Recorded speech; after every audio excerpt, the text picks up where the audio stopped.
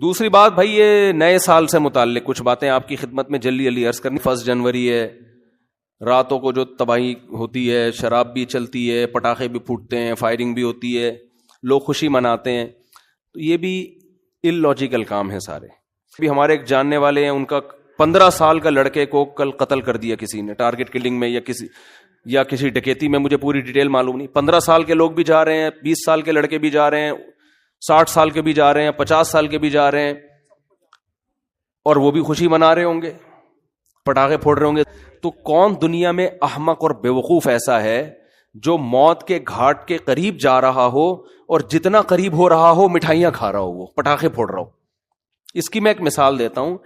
پشاور میں پھانسی گھاٹ تھا، آپ کو کراچی سے ٹرین میں بٹھایا گیا. بعض لوگوں کو پشاور میں پھانسی دی جاتی ہے، بعض کو لاہور میں ہوتا ہے نا، لاہور کا مجرم ہے، یہ ملتان کا ہے، یہ وہاں جیل میں، تو لاہور فرض کر لیتے ہیں، اس کے اسٹیشن مجھے یاد ہیں. پشاور تو ہم اکثر بس سے یا جہاز، اکثر تو جہاز سے ہی جانا ہوتا ہے نا، تو وہ اسٹیشن یاد نہیں رہتے. لاہور آدمی ٹرین میں بھی چلا جاتا تو وہ سمجھانا آسان ہوگا. لاہور کے جیل میں آپ کو پھانسی دی جانی ہے. پھانسی کے بعد کیا ہوگا؟ آپ مر جاؤ گے، یہی ہوگا نا. اب یہاں لے کے جا رہے ہیں آپ کو، کراچی میں بٹھایا آپ کو، اور پہنچنا کہاں ہے؟ آپ کو بتایا کہ جیسے ہی لاہور میں آپ اتریں گے، سیدھا پھانسی گھاٹ میں جا کے آپ کو ہینگ کر دیا جائے گا، لٹکا دیا جائے گا، اور آپ کا انا للہ ہو جائے گا. لیکن ابھی نہیں لٹکا رہے، ٹھیک ہے؟ تو آپ خوش ہیں کہ یار ابھی الحمدللہ میں بچا ہوا ہوں، لیکن لاہور پہنچتے ہی لٹکا دیا جاؤں. اب ٹرین یہاں سے چلنا شروع ہوئی، حیدرآباد پہنچی. آپ کو بتایا کہ درمیان میں 6 اسٹیشن آئیں گے. کتنے اسٹیشن آئیں گے؟ 6 اسٹیشن آئیں گے. جہاں ٹرین رکے گی وہاں چائے پانی کا انتظام ہوگا. اب پہلا اسٹیشن آیا حیدرآباد کا، آپ مٹھائی بانٹ رہے ہو، پہلا اسٹیشن آ گیا بھائی، مبارک ہو. پہلے سے ٹھا ٹھا ٹھا ٹھا پہلا اسٹیشن. بتایا ہر 2 گھنٹے بعد ٹرین رکے گی، یا ہر 6 18 گھنٹے، کم سے کم 18 گھنٹے آج کل لگتے ہیں، 6 یا 18 گھنٹے، ہر 3 گھنٹے کے بعد ٹرین کا اسٹے ہوگا. ٹرین چھوڑو، ڈائیو پہ آ جاؤ یار، کیونکہ ہر 3 گھنٹے بعد ڈائیو رکتی ہے نا. مثال ایسی دو جو بالکل ڈائیو میں جب بیٹھو تو آپ کو سمجھ میں آئے گا اچھا یہی میرے ساتھ دنیا میں بھی ہو رہا ہے. سمجھ میں آ رہی ہے بات؟ یہی میرے ساتھ کہاں ہو رہا ہے؟ دنیا میں. ڈائیو کراچی سے ڈائریکٹ جاتی ہے لاہور؟ پہلے نہیں جاتی تھی، اب جا رہی ہے. تو کراچی سے ڈائریکٹ لاہور جا رہی ہے. فرض کرو 18 گھنٹے کا سفر ہے، اور ہر 3 گھنٹے بعد، جب میں نے ڈائیو میں سفر کیا تو 3 گھنٹے بعد ہی اسٹے ہوتا تھا. اب پتہ نہیں شاید اسکیجول چینج ہو گیا ان کا. 3 گھنٹے بعد اسٹے ہوگا، تو 3 گھنٹے کے لحاظ سے 6 اسٹیشن درمیان میں 6 دفعہ اسٹاپ آئے گا. ڈائیو کا جو اسٹاپ کرے گی وہ کم سے کم 6 دفعہ اسٹاپ کرے گی. آپ بیٹھے، آپ کو پتا ہے بھائی جہاں میں لاہور میں اترا تو میری زندگی کے ایام ہوئے ختم. اب پہلا جب ڈائیو نے اسٹے کیا، پہلا جو اڈا آیا، پہلا جو ڈائیو کا اسٹینڈ آیا، وہاں پر اتارا. 3 گھنٹے آپ کے مکمل ہو گئے. آپ نے کہا 4تھا گھنٹہ شروع ہو رہا ہے، ٹھا ٹھا ٹھا ٹھا ٹھا. 3 کمپلیٹ ہو گئے، اب 4تھا، یعنی پہلا اسٹیشن ختم، اب اگلا شروع ہونے کی خوشی میں ٹھا ٹھا ٹھا ٹھا ٹھا. شراب بھی پی رہے ہو، ناچ بھی رہے ہو، انجوائے بھی کر رہے ہو. ہیپی نیا اسٹیشن، ہیپی نیا نیو اسٹینڈ.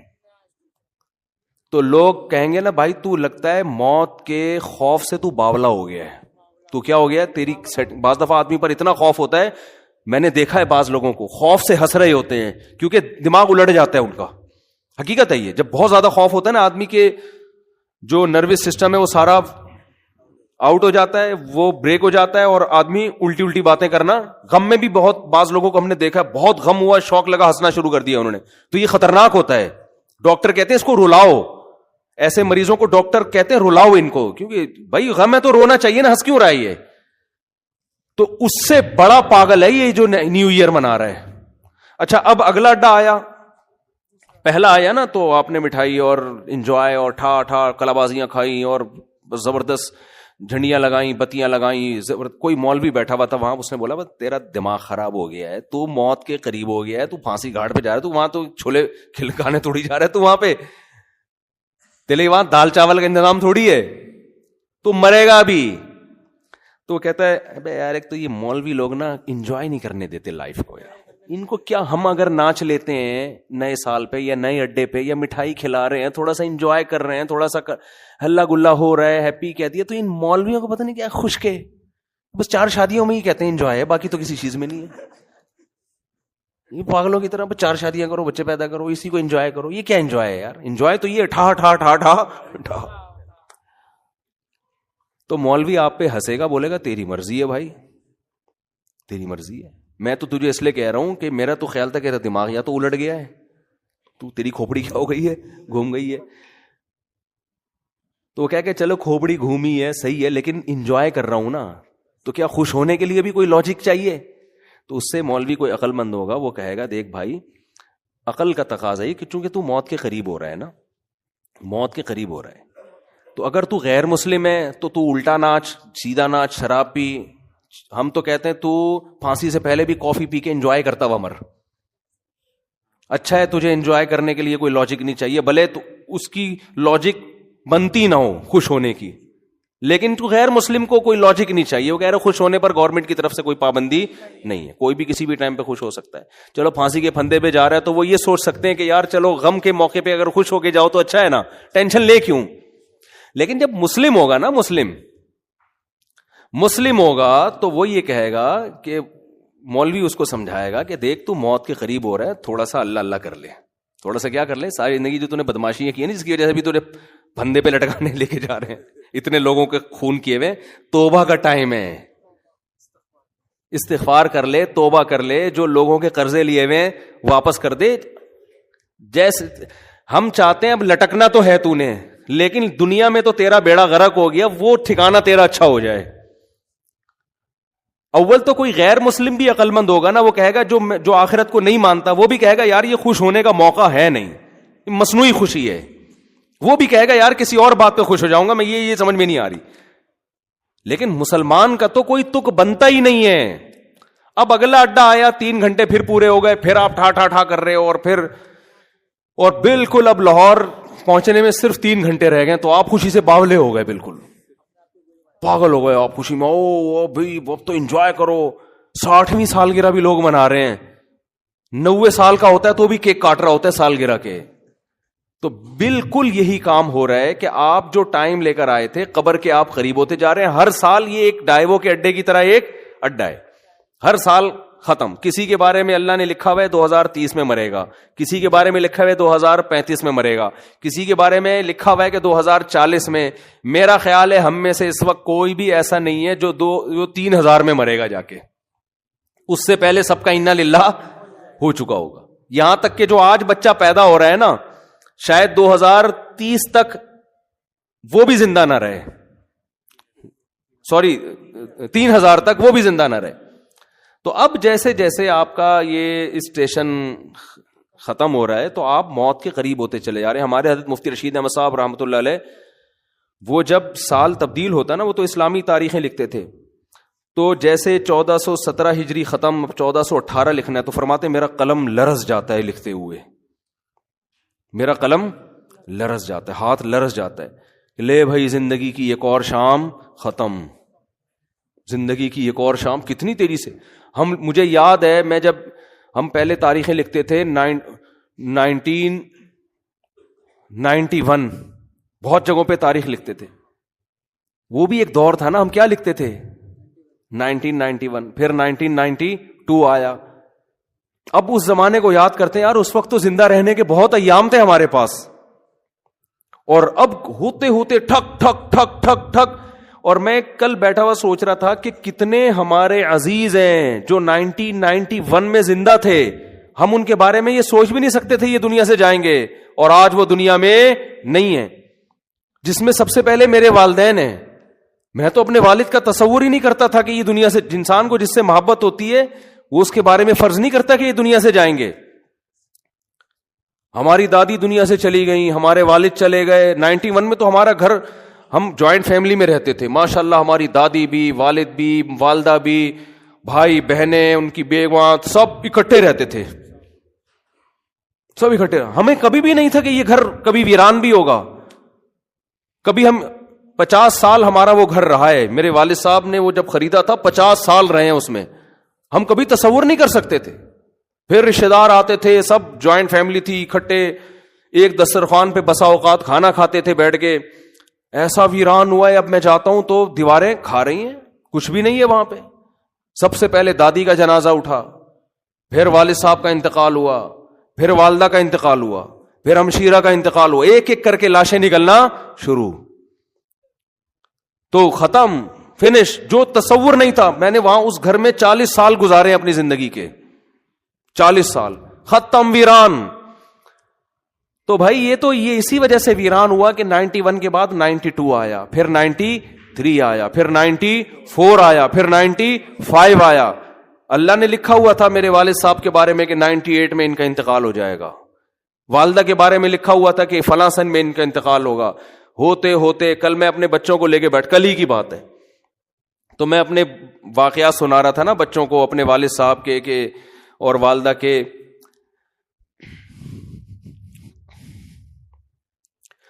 تو خیر, کیسے جو والدین انسان کے ساتھ محبت سے رہتے ہیں, کیسے جو ہے وہ مائیں روٹیاں پکا پکا کے زندگی بھر کھلاتی ہیں, کیا ایک محبتیں ملتی ہیں نا, کیسے ختم ہوتے ہیں دنیا سے.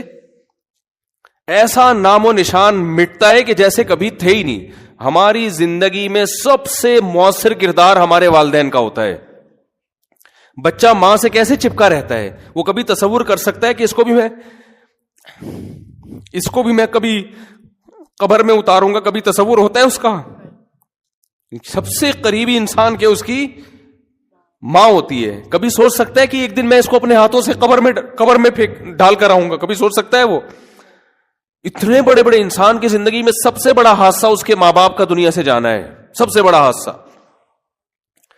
تو میں کل بچوں کو لے کے بیٹھا ہوا نا, باتیں کر رہا تھا ان سے, تو بچے بھی اپنے ماں باپ کے بارے میں سمجھ رہے ہوتے ہیں یہ دنیا سے نہیں جائیں گے. تو میرا چھوٹا سا بیٹا ہے, میں اس بیٹے کو سمجھا رہا تھا, دیکھو ایک جیسے میں اس کو سمجھا رہا تھا کہ دیکھو جیسے آج میں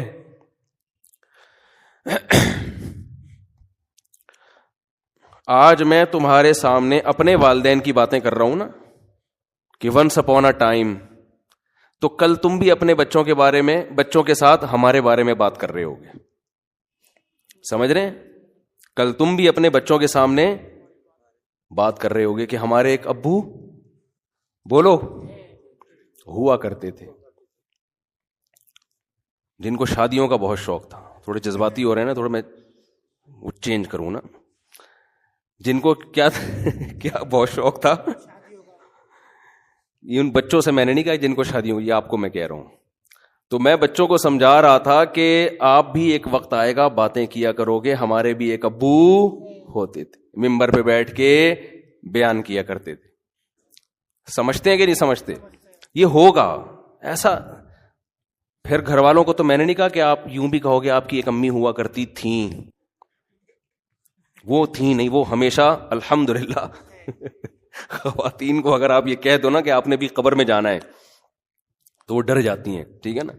تو میں اپنے مثال دے رہا تھا, والدین کا لفظ میں نے کہا ہی نہیں احتیاطاً. میں نے کہا دیکھو ایک دن آپ بھی بیٹھ کے بات کرو گے کہ ہمارے بھی ایک ابو ہوا, یہ میں نے نہیں کہا کہ یہ کہو گے کہ ہماری بھی ایک امی ہوا کرتی تھیں, یہ نہیں کہا.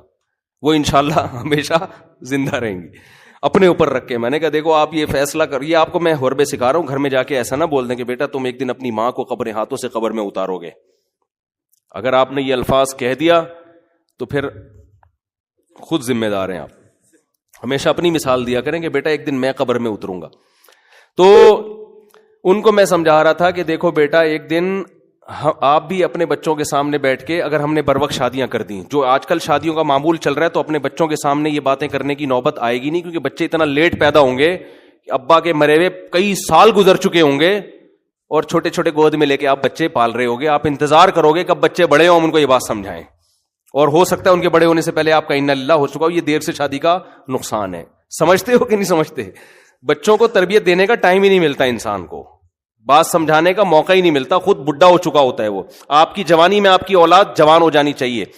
تو میں ان کو سمجھا رہا تھا دیکھو ایک دن آئے گا کہ آپ بھی بیٹھ کے یہ باتیں اپنی اولادوں کو بتا رہے ہو کہ ہمارے ونس اپون اے ٹائم ایک عدد ہمارے بھی ابو ہوا کرتے تھے, یہ کرتے تھے, یہ باتیں کرتے تھے, اس بات پہ غصہ کرتے تھے, وغیرہ وغیرہ. تو اتنی تیزی سے زندگی کے ایام میرے بھائی گزر رہے ہیں, قبرستان آباد ہو رہے ہیں, مر مر کے لوگ دھڑ دھڑ, اور بحریہ ٹاؤن میں دل اٹکے ہوئے ہیں, بحریہ ٹاؤن میں پلاٹ, بحریہ ٹاؤن میں گھر. ابے تو کیا کرے گا سر, تو دیکھ تو صحیح ہے, بہت خوبصورت ہے بحریہ ٹاؤن, میں بھی گیا ہوں 2-3 دفعہ, واقعی بڑا خوبصورت ہے. لیکن آدمی دیکھتا ہے کہ یار 2022 شروع ہو رہا ہے تو میری زندگی کا 1 سال ختم, تو میرے لیے کیا کرنا ہے یار, خوبصورت ہو یا بدصورت ہو, میں نے کرنا کیا ہے. جتنا بھی دیکھو, جو پھانسی کے پھندے کی طرف جا رہا ہے نا لاہور, ہر 3 گھنٹے بعد ایک اڈا ختم ہو رہا ہے اور قریب ہوتا جا رہا ہے, تو وہ اتنے کھیت اور وہ جو کھلیان اور بلڈنگوں کو دیکھ کے کبھی متاثر نہیں ہوگا. کہہ رہے اپنے دوستوں سے کہے گا یار یہ تمہارے لیے ہیں, یہ میرے لیے نہیں ہے. حتیٰ کہ جب لاہور اسٹیشن کے قریب پہنچے گا تو اس کو بحریہ ٹاؤن نظر آئے گا. اب لوگ کہیں گے اس پھانسی پہ لٹکنے والے کو کہ دیکھ کیا خوبصورت بحریہ ٹاؤن, کیا وہ کہے گا تیرے لیے ہے, میرے لیے نہیں ہے, میرے تو پاؤں قبر میں لٹکے ہوئے ہیں. تو بھائی جیسے اس پھانسی کے پھندے کے پاؤں قبر والے کے پاؤں قبر میں لٹکے ہوئے نا, ہم سب کے لٹکے ہوئے ہیں قبر میں. یہ اس خوش فہمی میں نہ رہے کہ وہ جا رہے ہیں ہم نہیں جا رہے. کوئی پتہ نہیں اگلے سال ہم میں سے آپ میں سے کون زندہ رہتا ہے کون نہیں رہتا, اور رہ لے تو اگلے سال نہ تو 20-30 سال کے بعد, وہ بھی جب آپ بہت زیادہ صحت کو مینٹین رکھو, پھر بھی امکان ہے کہ شاید بچ جاؤ. ورنہ جو لائف اسٹائل ہے اس میں تو ویسے بھی بحریہ ٹاؤن وغیرہ کی پھٹیک پالنی نہیں چاہیے انسان کو. میں نہیں کہہ رہا بحریہ میں پلاٹ نہ لیں, لوگ میری ان باتوں کا غلط مطلب لیں, دل نہ لگائیں, سمجھ رہے ہو نا, دل وہاں لگائیں جہاں جا رہے ہیں آپ. ظاہر ہے دنیا میں رہنا ہے تو پلاٹنگ بھی ہوگی اور انویسٹمنٹ بھی ہوگی, کھانا پینا ٹھیک ہے کرتا ہے انسان. جیسے جو پھانسی کے پھندے کی طرف جا رہا ہے وہ بھی راستے میں پانی تو پیے گا نا, کھانا بھی کھائے گا, انجوائے تو کرے گا جو تھوڑی بہت لائف کے ایام رہ گئے ہیں. دل نہیں لگائے گا ان چیزوں سے. سمجھتے ہو کہ نہیں سمجھتے, نہیں سمجھ رہے تو آگے تھوڑے دنوں میں قبر میں اتر کے کھوپڑی میں سب باتیں انشاءاللہ سمجھ میں آ جائیں گی. پھر وہاں جا کے قبر میں کرنا ٹھا ٹھا ٹھا ٹھا ٹھا سمجھ رہے. تو ایسے ہی ٹھک ٹھک ٹھک کر کے زندگی کا ایام ختم. تو یہ رونے کا ٹائم ہے, سال ختم ہو گیا, اللہ سے توبہ استغفار کر لو, اے اللہ جو ماضی میں ہم سے گڑبڑیں ہو گئی معاف کر دے, اگلے سال تو نے زندگی دی تو وہ گڑبڑیں نہیں کریں گے. سمجھ رہے ہو, جو لوگوں کے پیسے, اور یہ تکلف نہ کیا کرو, ہیپی نہیں ہو یار اور کوئی کمی کوتاہی ہو تو معاف کر دیں, یہ تکلف ہے. آپ کو پتا ہے, سب کو پتا ہے, کوئی دل سے معافی نہیں مانگ رہا. ایک صاحب حج پہ جا رہے تھے, مجھے کہنے لگے میں آپ معاف کر دیں. میں نے کہا میں نہیں کر رہا, 500 روپے دے گا تو معاف کروں گا ورنہ نہیں کروں گا میں, سیدھی سی بات ہے. 500 روپے دے دے میں تیرے کو معاف کر دوں گا. پھر بھی نہیں دیے اس نے. اور کیا, تو کہہ رہے میں نے آپ کا کیا بگاڑا ہے جو آپ مانگ رہے ہیں. جب میں نے کہا تو نے بگاڑا نہیں تو معافی کیوں مانگ رہے ہے, تو بگاڑا ہے تو میں 500 روپے دے گا تو معاف کروں گا ورنہ. تو جب بھی کوئی اس طرح کیا کرے نا معاف کر دیں, بولے 500 روپے دے دے معاف کر دوں گا, پھر ہی پھوکڑ میں نہیں کیا کرو.